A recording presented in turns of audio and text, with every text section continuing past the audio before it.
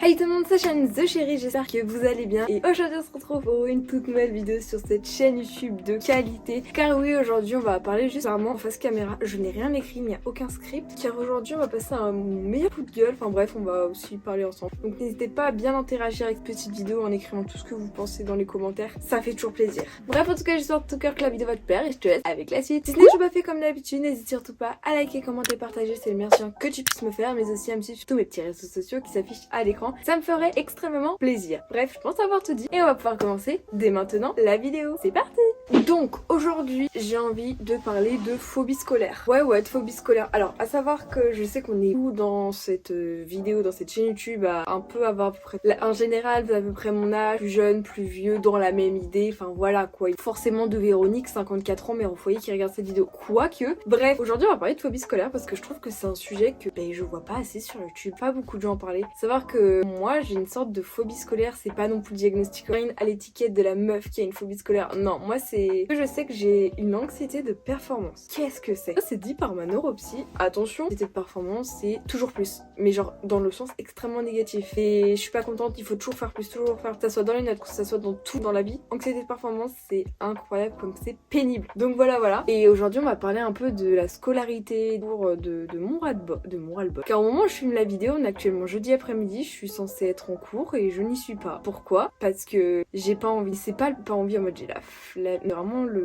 hier j'étais en pleurs. Et aussi là j'étais en train de réviser mon bac blanc de française. C'est pas. Enfin il y a aussi de ça. Donc vraiment, plus je grandis, plus je me rends compte que aller au lycée, c'est horrible. Même au collège, c'était déjà comme ça. Même en primaire c'était comme ça. Si vous voulez, depuis que je suis toute petite, genre j'ai jamais aimé l'école. Il y en a qui sont grave épanouis parce qu'ils apprennent des choses qui les passionnent. Moi, plus les années passent, plus je trouve que ce que j'apprends ne m'intéresse absolument pas. Il y a peut-être 2-3 matières que ça m'intéresse, mais le reste, à cause des notes, ça me gâche tout. Genre vraiment, les notes, c'est le pire truc au monde. Je comprends pas pourquoi on est noté déjà quoi sur 20, bizarre, et pourquoi on est noté, genre c'est étrange. C'est pas dans la vie de tous les exemples tout bête quand tu fais du ménage, on va pas te dire tiens, tu mérites 15 sur 20. Pourquoi une tâche que tu accomplis serait notée dans bref, ça je ne comprends pas. C'est pour ça que dans le pays, il y a plus ce système de notation mais vous avez tout compris les gens parce que il y a des personnes comme moi à qui ça bouffe la vie. Genre j'ai une mauvaise note, bon pour moi, genre vraiment, je me rends une mauvaise note, je le prends pour moi je mérite cette note. Enfin, pour moi je suis cette note, genre j'ai pas effectué un travail qui mérite cette note, pour moi c'est la note et c'est moi en fait. Et aussi petit coup de gueule, alors l'autre jour on m'a rendu une note qui n'était pas une bonne note, enfin j'ai pas compris, tout le monde a eu la moyenne sauf moi, j'ai pas compris d'où ça sortait, pourquoi j'ai eu cette note, ok, sauf que moi je savais comme quoi j'allais pas avoir une spéciale, je pensais, donc j'ai directement mis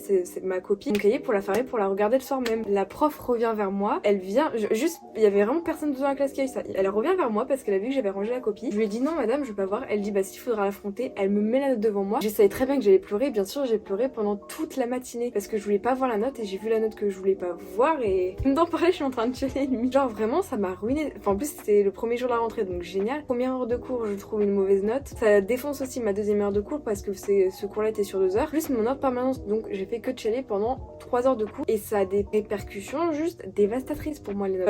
Je vais faire une métaphore, j'en arrive à me zébrer s'il y en a qui comprennent, horrible. Donc vraiment non, vraiment les notes c'est le pire. Pour moi je ne comprends pas, enfin ce qui est complètement paradoxal parce que vous pouvez me cater dans le type de meuf qui stresse à mort mais qui a toujours les félicitations et ses petits cours à esthétique parce que j'aime bien que les gens aient une bonne image de moi en termes de cours, genre donc c'est pour ça que je fais des cours à esthétique, un peu pour l'image que j'en renvoie mais aussi pour moi quand même. Pour moi le paraître est super important, que ce soit dans le domaine scolaire ou autre, mais encore plus dans les cours. Aussi le fait qu'il y en a qui disent comme quoi quand ils vont au collège, au lycée, à l'école primaire, ils sont contents parce qu'ils voient leurs amis. Moi j'ai des amis en or, sachez-le, vraiment je suis trop contente, j'ai pas de focus ni quoi que ce soit, j'ai vraiment que des amis en or que je sais sur qui je peux compter, mais c'est que pour les heures du lycée, genre les voir en dehors pour moi c'est waouh, ça n'arrive pas, enfin ça n'arrive plus. Avant le confinement ça arrivait une fois tous les 6 mois, là ça n'arrive pratiquement plus, sauf juste une personne, tu te reconnaîtras derrière l'écran. C'est vraiment j'invite plus personne chez moi même à dormir, ça n'arrive plus. Je sais pas si c'est dû à mes TCA, vous allez me dire je vois pas le rapport, moi je le vois directement le rapport, mais vraiment j'invite plus personne chez moi,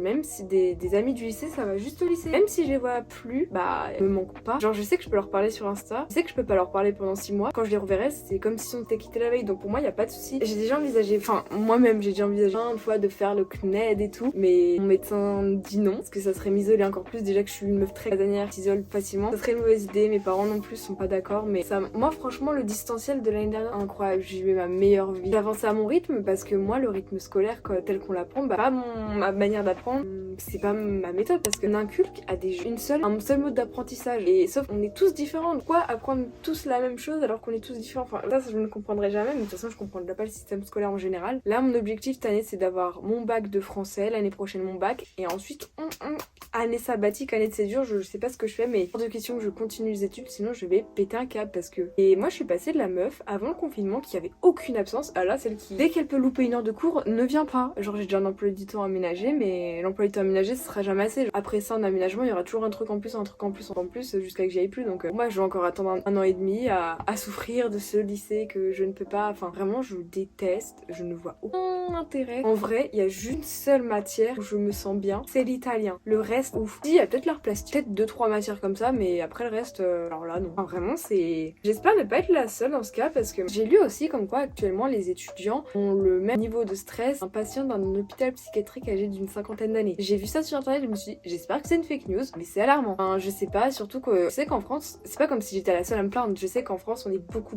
je suis en train de m'arracher l'ongle à être mal à cause du lycée, à le stress on l'a tous, enfin j'ai envie de dire qui n'est pas stressé, genre, qui n'est pas stressé honnêtement, je comprends pas. Tout je parle à cause des cours parce que dans la vie toujours on est toujours stressé mais à cause des cours on est beaucoup à être stressé. On est stressé pour, enfin en fait à notre jeune âge, genre à peu près 15 ans on doit décider déjà, à 14 ans on doit décider quel lycée on veut faire, si on va aller en pro ou en général. C'est déjà dur oh. Là aussi avoir une idée de son métier qu'on veut faire à peine 15 ans pour tout le reste de ta vie, t'es en mode bah non j'ai pas d'idée, voilà, enfin moi j'ai pas d'idée de métier à part entière. Moi ce que je veux, mon rêve, mon goal, j'ai plein de rêves, ça c'est cool, c'est juste de vivre des réseaux sociaux, ça serait mon truc, ou un dans le délire tu vois, dans la communication, dans le média, l'audiovisuel, cinéma, télé, tu vois, t'as compris le délire quoi, un peu comme ce que je fais en ce moment, c'est un truc qui me passionne et vraiment sinon si je dois poser un nom de métier, genre il y en a ça pompier, cosmonaute, tout ça, et moi j'ai aucune idée de nom de métier précis, même pas d'idée d'études. C'est déjà ce que j'aime pas, ça c'est cool. Mais vraiment avoir une idée de tout ça c'est super compliqué, sur que le lycée c'est une angoisse. Déjà on parle du lycée, enfin moi je parle du lycée parce qu'actuellement je suis au lycée, qu'est-ce que je fais au lycée je ne sais pas, mais surtout quand on rentre au 3ème, donc après tes et tout, tu dois choisir ses spécialités. Les gens qui vont rentrer au lycée, choisissez bien vos spécialités. Du coup c'est pour la première et la terminale, vous devez choisir 3 spécialités, donc 3 matières que vous allez hausser. Moi il y en a déjà une que j'ai déjà arrêtée, genre c'est la SES. C'est pas peut-être pas la matière parce que la matière elle est intéressante, mais je pense que j'ai plutôt fait un blocage avec la prof. Je n'ai rien contre elle, c'est juste elle qui n'était pas adaptée à moi ou moi qui m'adaptais pas à elle, j'arrive plus à parler. C'est sûrement ça, mais maintenant j'ai un prof particulier et tout se passe super bien. La matière je la trouve plutôt intéressante, après c'est pas... Mais ça va quoi, c'est plutôt sympa. Et vraiment choisissez bien vos matières que vous allez prendre en spécialité. Moi j'ai 3 spécialités, pour que tous ceux qui savent pas j'ai SES, donc sciences économiques et sociales, cette fameuse spécialité que vous avez suivi dans bon nombre de mes vlogs, dans mes vlogs où je à cause de cette spécialité, enfin incroyable. Et ça veut rien dire parce que j'ai quand même des bonnes notes, je me sens bien de cette matière, je la comprends, donc pas logique. Anglais, AMC, en vrai c'est des langues donc ça j'aime bien. Art plastique, oh my god, enfin une matière que j'aime. En vrai s'il y aurait une spécialité italien mais je l'aurais pris mais ça existe pas donc je suis dégoûtée. Et je vous assure que c'est incroyable la spécialité art si vous êtes créatif. En fait choisissez les spécialités en fonction de votre personnalité, aussi un peu en fonction de votre futur métier, mais quand t'as pas d'idée, tu prends ce que t'aimes. Moi j'adore l'art, je vis ma meilleure vie. Enfin, l'art plastique c'était perché, j'adore. C'est vraiment faut être perché. Pour ça genre tout ce qui est délire en mode art, expression, langue, philo, tu vois c'est mon délire. Je suis une grosse matrixée. Moi personnellement le lycée je n'ai jamais aimé. Mais je peux quand même dire qu'il y a eu des années scolaires que j'ai aimé. Genre mon année du CM1 en primaire c'était ma meilleure année scolaire. Elle était incroyable. J'avais une bonne prof, j'ai plein de bons souvenirs. Enfin ça c'est quand même rare pour moi, c'est incroyable. Après ma meilleure année au collège je dirais la 3ème, sauf que bien évidemment la 3ème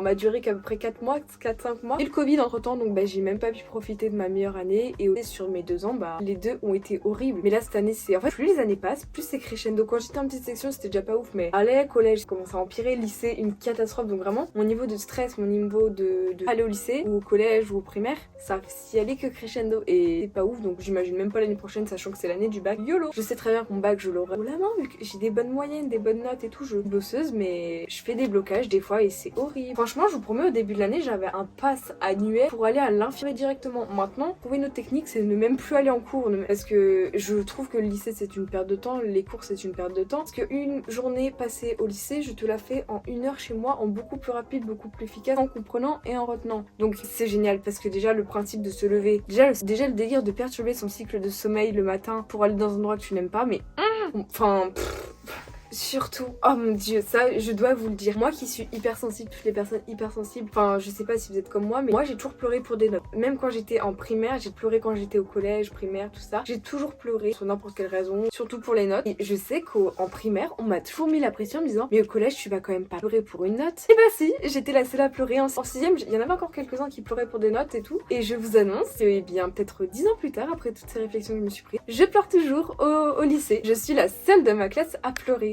C'est ouf, je vois pratiquement personne pleurer parce que prennent du recul par rapport à ça. Moi je sais pas si je prends pas de recul, mais je pleure tout le temps. Même là je suis en train de chialer, c'est quand même fou. Les gens hypersensibles pleurent pour rien, mais c'est pas moi, dès que j'ai une note je pleure. Même alors c'est incroyable, admettons j'ai 18, je me dis mais punaise chérie il te manquait de pu les faire quoi. Vraiment, donc même quand j'ai une super bonne note, même quand j'ai... Après quand j'ai 20, je me dis bah ok, genre y a pas tant de joie que ça. C'est incroyable, même ça se voit dans tout, même dans mes performances, que ce soit sur les réseaux sociaux, en termes de statistiques, je suis jamais contente. Les notes, voilà, ma maladie, c'est incroyable, c'est fou, magnifique. Donc je me dis, il me reste 1 an et demi de calvaire et ensuite t'as la vista les coups. Je me dis, je prends une année de césure, après tout le monde me dit ça va être compliqué de reprendre. Je sais très bien. Moi c'est pour ça que je vais me donner 1 an à fond dans ce que j'aime, essayer d'y arriver et de faire partie de ces marginaux de la société parce que je déteste faire comme tout le monde. Vraiment, même au collège, au lycée, en primaire, je détestais faire comme tout le monde. Tu vois, il y avait quelqu'un, il rendait un travail comme ça. Bah non, moi il fallait que ce soit différent. Je sais pas, j'ai toujours même démarqué des autres. Donc écoutez, c'est ce qu'il faut. Il y a les gens qui aiment le collège, la primaire, tout ça, qui prennent du plaisir mais profiter à fond. Parce qu'en vrai, c'est des années, quand tu les as faites, genre pour moi le collège, c'est passé super vite. Vraiment, avec du recul, bien sûr, quelques années plus tard, tu te rends compte que ça passe super vite. La primaire, n'en parlons pas. Enfin, vraiment, c'est... Plus les années passent, plus c'est ouf. Et les gens disent comme quoi c'est soit tes années d'adolescence, soit c'est tes meilleures années de ta vie, soit c'était pire. Moi, je trouvais longtemps que c'était mes pires années, mais vraiment, donc en espérant qu'un jour, mes meilleures années, moi je dis mes meilleures années, ça sera peut-être aux alentours de... En fait, je sais pas quand est-ce que ce sera mes meilleures années. Surtout que le lycée, c'est genre un éternel recommencement, enfin surtout les cours en général, c'est un éternel recommencement.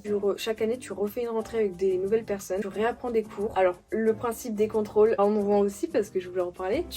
On est tous pareils, on va pas se mentir, pas ton chapitre et tu dois réviser quelques jours à l'avance, gros contrôle, donc tu apprends le maximum de choses, recracher sur ta copie sans avoir. Et ensuite, dès que t'as rendu la copie, bah t'oublies ton cours. Donc ça ne t'a servi à rien. Surtout que je trouve ça bête que dans le domaine scolaire, ce qui est valorisé, c'est la réussite. Donc en fait, c'est même pas ta progression ce qui est félicité, c'est sur la réussite. Donc c'est pour ça que plein de gens on arrive à tricher. Enfin voilà, on a tous déjà triché un jour ou l'autre, c'est sûr. Tricher, donc on triche et on s'en fiche parce que du coup on n'a pas compris. Ce qui compte, c'est la note. La note.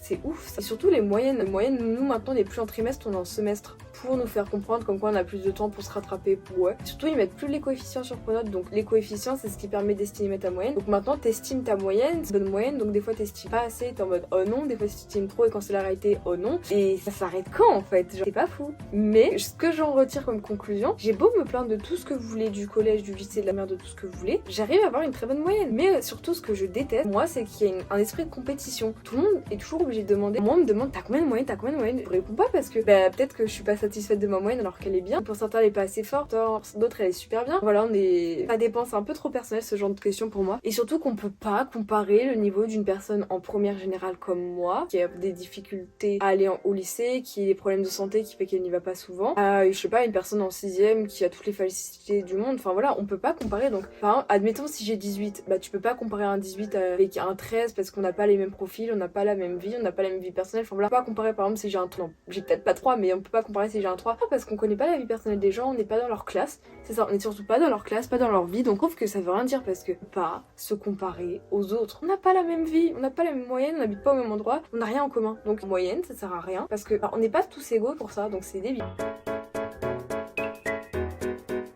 En tout cas, j'espère de tout cœur que cette pensée très philosophique de ma vision du lycée, du collège, de la primaire vous aura plu. N'hésitez pas à mettre en commentaire de ce que vous pensez de ce que je viens de dire. Peut-être que ça n'a aucun sens, peut-être que ça prend tout son sens grâce à moi. Bref, n'ayez pas fait, n'hésitez surtout pas à liker, commenter, partager, c'est le meilleur que tu puisses me faire, mais aussi à me suivre sur tous mes petits réseaux sociaux qui sont à l'écran, ça me ferait extrêmement plaisir. Et quant à moi, on se retrouve très vite pour une prochaine vidéo. Sur ce, ciao tout le monde, c'était Shine the Cherry. Bisous bisous.